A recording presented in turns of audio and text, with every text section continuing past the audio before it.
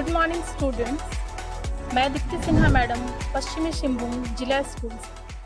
आज हम लोग जीव विज्ञान पढ़ेंगे। मैं जीव विज्ञान की शिक्षिका हूँ और अध्याय 7 में आप देख सकते हैं जीवों का वर्गीकरण उसमें बताया गया है।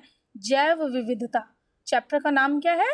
जैव विविधता, यानी कि डाइवर्सिटी इन लिविंग ऑर्गेनिज्म। जैसा कि आप जानते हैं बच्चों कि हम लोग जीव विज्ञान में क्या पढ़ते हैं? जीवों के बारे में पढ़ते हैं। आज आप रास्ते से आते समय भी कई जीवों को देखे होंगे। पेड़ पौधे भी जीव हैं और कई जानवरों को, पशु पक्षियों को भी आप देखे होंगे। तो इतने सारे जो जीव हैं उनको हम लोग को क्या करना है? उनको पढ़ना है, उनके बारे में पढ़ना है। तो इट इज़ वेरी डिफ़िकल्ट, ये बहुत टफ होता है कि हम हर जीव के बारे में अलग अलग विस्तृत रूप से अध्ययन करें। क्या ये पॉसिबल है? नहीं है।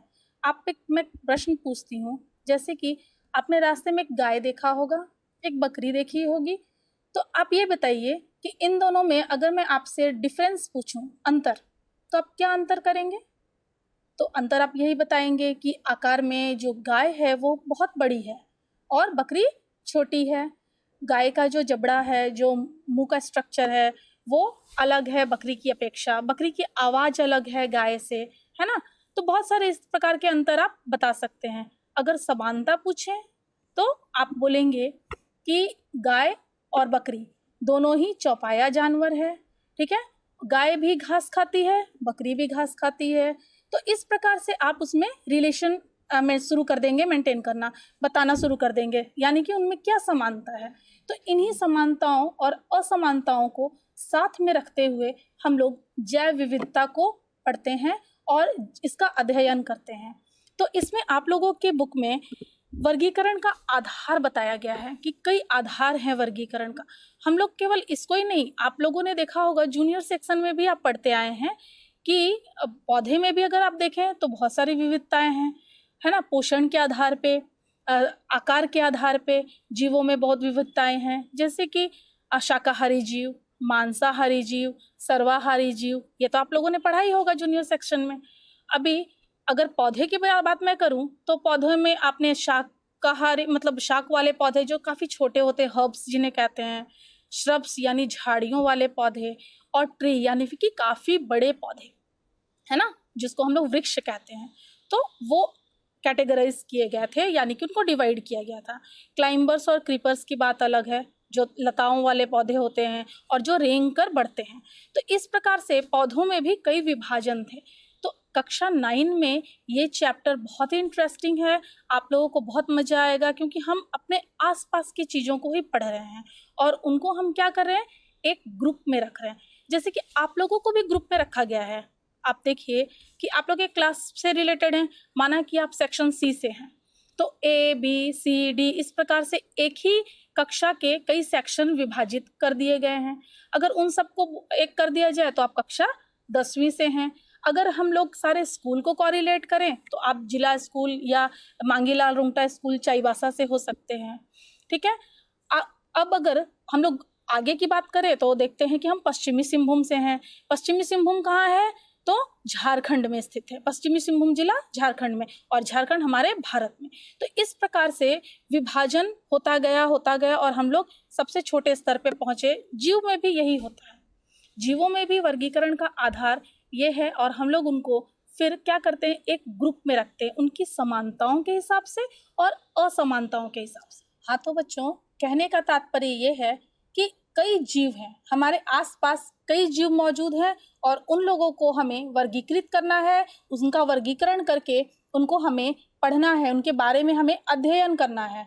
तो इस अध्ययन के लिए हम अपनी पाठ को या इस अध्ययन को सुगम बनाने के लिए उन्हें क्या करते हैं?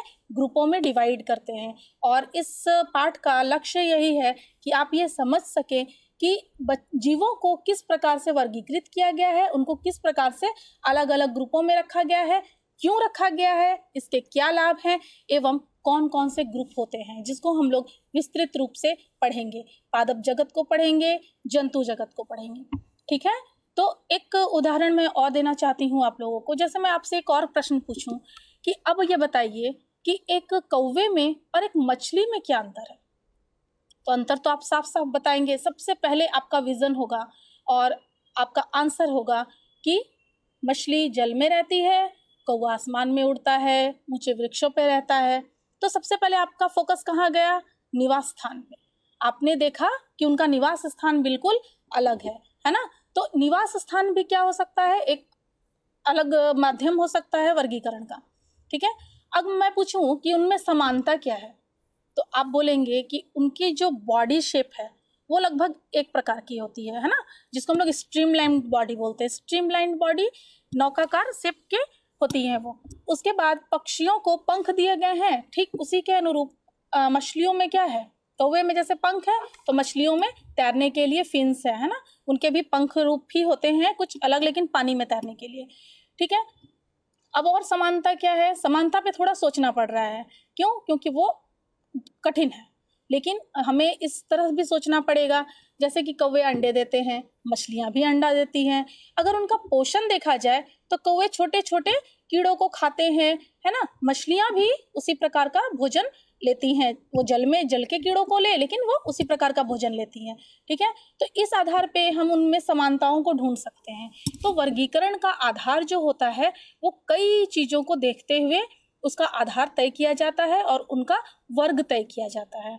तो हम वर्गीकरण किसे कहते हैं, इसकी परिभाषा आप देख सकते हैं कि पृथ्वी पर जीवन की असीमित विविधता और असंख्य जीवों को एक ग्रुप में रखना या उनको वर्गीकृत करके अलग अलग ग्रुपों में डिवाइड करना यानी विभाजित करना ही वर्गीकरण है।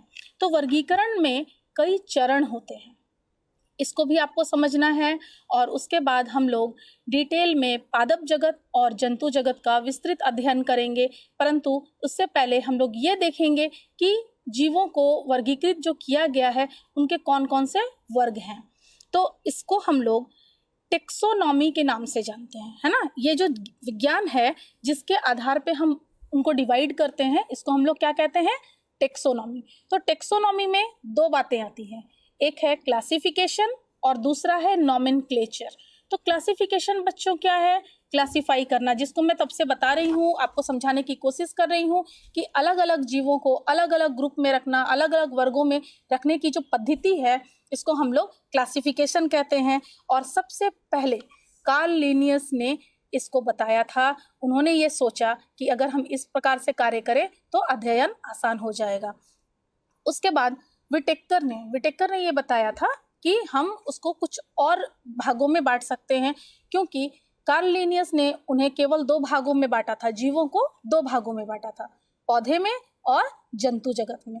लेकिन जो माइक्रो ऑर्गेनिज्म है, सूक्ष्म जीव हैं, कुछ ऐसे जीव भी हैं जो पादप के भी गुणों को अपने में समाहित करके रखे हुए हैं और जंतु के भी। जंतु में जैसे कि उनके जो गुण होते हैं वो भी उनमें पाए जाते हैं। तो वैसे में बहुत मुश्किल आ गई कि इनको आखिर किस ग्रुप में रखा जाए। तो वाइटेकर ने इसका समाधान करते हुए ये बताया कि हम इन्हें कुछ अलग ग्रुप में भी रख सकते हैं, और उन्होंने 5 किंगडम क्लासिफिकेशन दिया था, जिसको हम लोग विस्तृत अध्ययन करेंगे। उसके बाद सबसे पहले मैं ये भी बताना चाहती हूँ कि वर्गीकरण के लाभ क्या हैं। असंख्य जीवों के अध्ययन को आसान व सुगम बनाता है। ये विभिन्न समूहों के मध्य संबंध प्रदर्शित करता है। हम एक संबंध स्थापित कर सकते हैं कि इस ग्रुप में और इस ग्रुप में क्या रिलेशन है, समझ रहे हैं आप। तीसरा, यह जीवन के सभी रूपों को एक नज़र में प्रदर्शित करता है। हम एक ही विजन में ये देख लेंगे कि इतने सारे जो जीव हैं वो किस किस ग्रुप में है। केवल हम अगर ग्रुपों का अध्ययन कर लें तो हम उनके सारे गुणों को समझ सकते हैं। और चौथा, जीव विज्ञान के कुछ अनुसंधान वर्गीकरण पर आधारित हैं, यानी कि इसी वर्गीकरण को आधार बनाते हुए हम लोग रिसर्च करते हैं। बहुत सारे जो अनुसंधान होते हैं वो इन्हीं के आधार पे होते हैं, वरना यह बहुत ही मुश्किल हो जाता। वर्गीकरण के तो आधार मैंने बता दिया कि पोषण हो सकता है, ठीक है, जीव का निवास स्थान हो सकता है।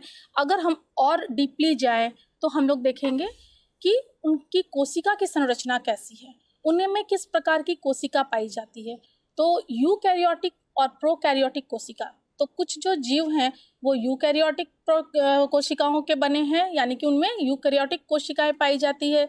और कुछ सूक्ष्म जीव तो ऐसे होते हैं जो केवल एक ही कोशिका के हैं, है ना, जिसको हम लोग एक कोशिकीय जीव कहते हैं। और बहुकोशिकीय जीव जो भी दिख रहे हैं, जितने भी बड़े जीव हैं, सभी बहुकोशिकीय जीव हैं। तो ये भी एक आधार हो सकता है वर्गीकरण का। और प्रोकैरियोटिक जीवों को हम लोग किसी और ग्रुप में रख रहे हैं, उनका नाम मैं बताऊंगी। तो प्रोकैरियोटिक जीव में क्या होता है, केंद्रक अनुपस्थित होता है, केंद्रक झिल्ली जो है वो अनुपस्थित है, कोशिकांग स्पष्ट रूप से दिखाई नहीं देते हैं। तो ये सब बहुत सारे आधार को हम लोग मानते हुए उनको वर्गीकृत करते हैं और हम अलग अलग ग्रुप में रखते हैं। तो सबसे पहले जो लिनियस ने 1758 ईस्वी में, है ना, 1758 में कार्ल लिनियस ने जीव जगत को दो भागों में बांटा था, पौधे में और जंतु में, जो मैंने पहले भी बताया। 1959 में रॉबर्ट वाइटेकर ने 1959 ईस्वी में रॉबर्ट वाइटेकर ने जीवों को 5 वर्गों में बांटा था, किंगडम, 5 किंगडम, है ना। तो उनका नाम आपको याद करना है। सबसे पहला किंगडम है हमारा मोनेरा, दूसरा है प्रोटिस्टा, तीसरा है फंजाई, चौथा प्लांटी और पांचवा एनिमेलिया, है ना। तो इन पांचों ग्रुपों को हमें इस पाठ में अध्ययन करना है। वर्गीकरण लिखना भी है, उसको मतलब ये बताना मैं चाह रही हूँ कि टेक्सोनॉमी जो है उसमें क्लासिफिकेशन मैंने बताया था और नॉमेनक्लेचर बताया था। तो अभी हम लोग नॉमेनक्लेचर पे अगर फोकस करें तो उनको लिखने का एक तरीका होता है। तो नॉमेनक्लेचर हम कैसे लिखते हैं बच्चों, तो नॉमेनक्लेचर यानी कि नाम पद्धति। तो विभिन्न देशों में चूंकि हम लोग हर एक चीज को हर कोई वही नाम से नहीं पुकारता है। जैसे कि एक बहुत ही इंटरेस्टिंग उदाहरण मैं देना चाह रही हूँ। आम का वृक्ष आपने देखा है, बहुत कॉमन है, इसका नाम क्या है, मैंगो इंग्लिश में सिंपली, लेकिन साइंस में इसे मैंगीफेरा इंडिका कहते हैं, मैंगीफेरा इंडिका। तो ये नाम मैंगीफेरा और इंडिका, हर एक साइंस में दो नामों को जोड़ करके एक नाम बनाया जाता है। तो ये दो नाम क्यों दिए जा रहे हैं, इसकी भी जानकारी हमें इस पाठ से प्राप्त हो जाएगी। तो बच्चों, वर्गीकरण यानी कि क्लासिफिकेशन में सबसे पहले हम लोग जो 5 किंगडम देख रहे हैं, 5 किंगडम क्लासिफिकेशन, उसमें जो नाम हम लोग लिखते हैं, सबसे पहले जो है मोनेरा, उसमें मोनेरा, प्रोटिस्टा, फंजाई, प्लांटी और एनिमेलिया। तो इसमें लिखने का प्रारूप क्या है, वर्गीकरण को लिखने का प्रारूप हम लोगों को समझना है। तो फाइलम वर्ड एक आप याद रखिए, ये फाइलम वर्ड जंतु वर्ग के लिए होता है और डिवीजन पादप जगत के लिए होता है, बाकी सब कॉमन होते हैं। अभी जो मैंने नॉमेनक्लेचर में बताया कि दो नाम जुड़ करके एक वैज्ञानिक नाम तैयार करते हैं, तो वो प्रदर्शित करते हैं उसके वंश को और जाति को, यानी कि जीनस और स्पीसीज। पहला नाम जीनस को बताता है और दूसरा नाम स्पीसीज को बताता है। उसके अलावा अगर हम एक जीव का वर्गीकरण देखेंगे तो उनको हमें किस ग्रुप में रखना होगा, तो इसके लिए एक वर्ग होगा, क्लास, गण यानी ऑर्डर, कुल यानी फैमिली, वंश यानी जीनस और जाति यानी स्पीसीज। तो वंश, जीनस और जाति, स्पीसीज, ये अगर हमें नाम पता है, किसी जीव का नाम पता है, तो इसको याद करने की आवश्यकता नहीं है। और किंगडम तो दो ही हैं, है ना, यानी कि फाइलम, एक फाइलम जंतु के लिए और डिवीजन पादप के लिए। उसके अलावा जो बीच के 3 हैं उसको ही आप लोगों को ध्यान रखना है, जैसे कि वर्ग, क्लास, वो किस गण से हैं, किस ऑर्डर के हैं और किस कुल के हैं, यानी कि किस फैमिली के हैं। तो हमें पूरी जानकारी प्राप्त हो जाती है एक जीव की, ठीक है। इसके अलावा भोजन प्राप्त करने का जो तरीका है वो स्वपोषी और परपोषी के आधार पे भी हम वर्गीकरण कर सकते हैं। स्वपोषी आप जानते हैं, वैसे जीव जो अपना भोजन स्वयं बना सकते हैं प्रकाश संश्लेषण की प्रक्रिया करके। तो इसके लिए किसकी मौजूदगी जरूरी है, क्लोरोफिल की मौजूदगी जरूरी है। क्लोरोफिल जिस जीव में मौजूद होगा केवल वही प्रकाश संश्लेषण कर सकते हैं, चाहे वो पादप हो या कुछ एक्सेप्शन जंतु के भी हैं, वो मैं बताऊंगी। तो पादप और स्वपोषी उनको बोला जाता है। कुछ ऐसे पादप भी हैं जो अपना भोजन नहीं बनाते हैं, तो फिर उनको हम लोग किसी और वर्ग में रख रहे हैं। यानी कि पोषण, एक पोषण बहुत बड़ा आधार है वर्गीकरण का। और परपोषी यानी कि हेटेरोट्रॉप्स, स्वपोषी यानी ऑटोट्रॉप्स, परपोषी यानी हेटेरोट्रॉप्स। हेटेरोट्रॉप्स में फिर कई हैं, है ना, जो कुछ साग खाते हैं, कुछ कीड़ों का भक्षण करते हैं, कुछ दूसरे का मांस खाते हैं, कुछ सभी कुछ खाते हैं। तो हम लोग सर्वाहारी है, मांसाहारी है, शाकाहारी है, ठीक है। तो इसके आधार पे भी वर्गीकरण जानते हैं, ये हम लोगों ने पहले कक्षाओं में पढ़ा है इसको। लेकिन यहाँ पे हम लोग उसका आधार इस्तेमाल करेंगे क्लासिफिकेशन के लिए, यानी कि वर्गीकरण के लिए। ठीक है, सबसे पहले आएगा मोनेरा, है ना। तो मोनेरा में मोनेरंस भी बोला जाता है उनको, जो जीव इस ग्रुप में है उनको हम क्या कहते हैं, मोनेरंस, है ना। तो प्रोकैरियोटिक जीव यानी कि जिसमें केंद्रक मौजूद नहीं है, एक कोशिकीय जीव है।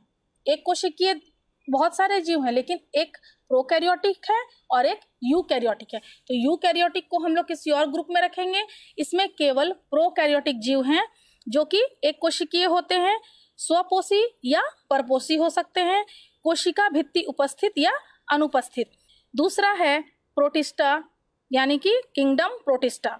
यूकैरियोटिक एक कोशिकीय, यूकैरियोटिक है यानी कि सारे कोशिकांग इसमें दिखेंगे, केंद्रक दिखेगा, आसानी से आप उसको देख पाएंगे। जब आप माइक्रोस्कोप से देखेंगे तो उसमें सारे कोशिकांग की मौजूदगी रहेगी और वो एक कोशिक होगा, स्वपोषी या परपोषी। ठीक है, और गमन के लिए सिलिया या फ्लैजेला उपस्थित रहता है। शैवाल, डाइएटम, अमीबा, पैरामेशियम, युग्लिना ये इसके उदाहरण हैं।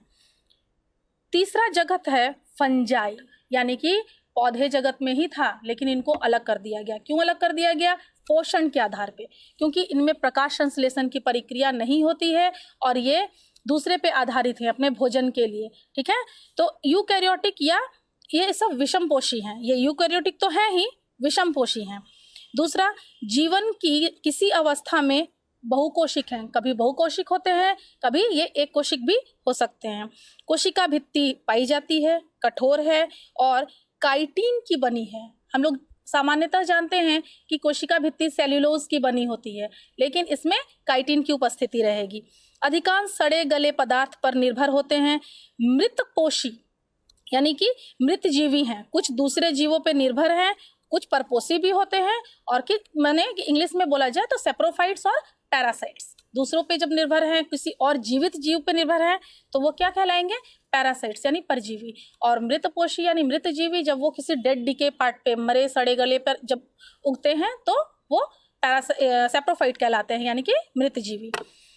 इसमें आप उदाहरण के रूप में मशरूम ले सकते हैं, पेनिसिलियम है, ठीक है, और लाइकेन एक सिम्बायोटिक रिलेशनशिप है शैवाल और फंजाई का। ठीक है, तो लाइकेन को भी हम लोग इसी ग्रुप में रखे हैं।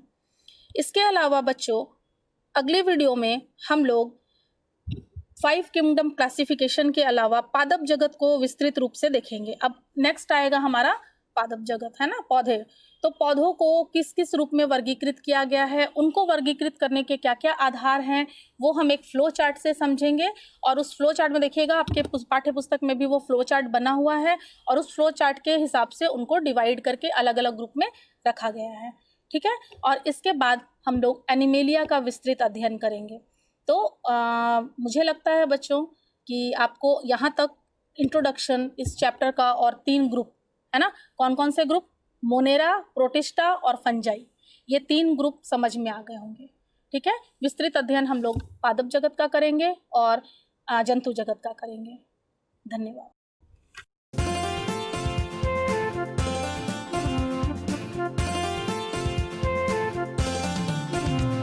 नई जिंदगी की नई पाठशाला, नई जिंदगी की नई पाठशाला।